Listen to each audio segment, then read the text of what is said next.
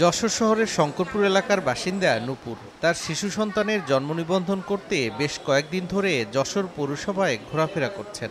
অনলাইনে আবেদন করলেও সফটওয়্যারে তার আবেদন গ্রহণ হচ্ছে না। বলা হচ্ছে শিশুর মায়ের বয়স 18 বছরের কম। আমার জন্মসাল 8 সাল ছিল, এই কারণে আমার মেয়ের জন্ম নিবন্ধন হচ্ছিল না। যদি কোনো ব্যক্তির পরিপূর্ণ বয়স না হয় তাহলে আমাদের সার্ভারে যখন আবেদন করতে যাই আবেদনই সেখানে নেয় না। জন্ম নিবন্ধন না করলে টিকাটা দিতে পারতেছে না, তারপরে যে টাইফয়েডের একটা রেজিস্ট্রেশন চলতেছে সেটা রেজিস্ট্রেশন করতে পারতেছে না।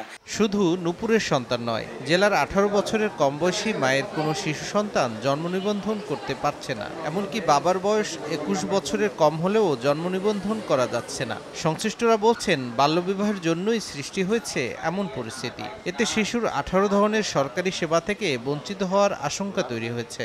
সমস্যা সমাধানে বিবাহ রেজিস্ট্রেশন অনলাইনে করার তাগিদ দিয়েছেন বিবাহ রেজিস্ট্রাররা। অনলাইন বিবাহ রেজিস্ট্রেশন যে কার্যক্রম সরকার হাতে নিয়েছে এটা দ্রুত বাস্তবায়ন হওয়া দরকার। অসাধু কাজীরা যারা এগুলো করতেছে তারা কিন্তু এগুলো আর করতে পারবে না। অনলাইন হয়ে গেলে তখন মানুষ কিন্তু উপকারভোগী হবে, এই মানুষের ভোগান্তি কমে যাবে। স্থানীয় সরকার বিভাগ বলছে অভিভাবকরা লিখিতভাবে প্রতিকার চাইলে বিষয়টি জন্ম মৃত্যু নিবন্ধন কর্তৃপক্ষকে জানানো হবে। পিতামাতা তার সন্তানের জন্ম নিবন্ধনের ক্ষেত্রে এরকম বয়স কম হওয়ার কারণে যদি কোনো সমস্যা পড়ে তাহলে তারা আবেদন করলে সেই আবেদনটি আমরা ঊর্ধ্বতন কর্তৃপক্ষ বরাবর অর্থাৎ জন্ম মৃত্যু নিবন্ধন রেজিস্ট্রার জেনারেল কার্যালয় বরাবর আমরা সেটি প্রেরণ করব। 2010 সাল থেকে অনলাইনে জন্ম নিবন্ধন কার্যক্রম শুরু হয়েছে।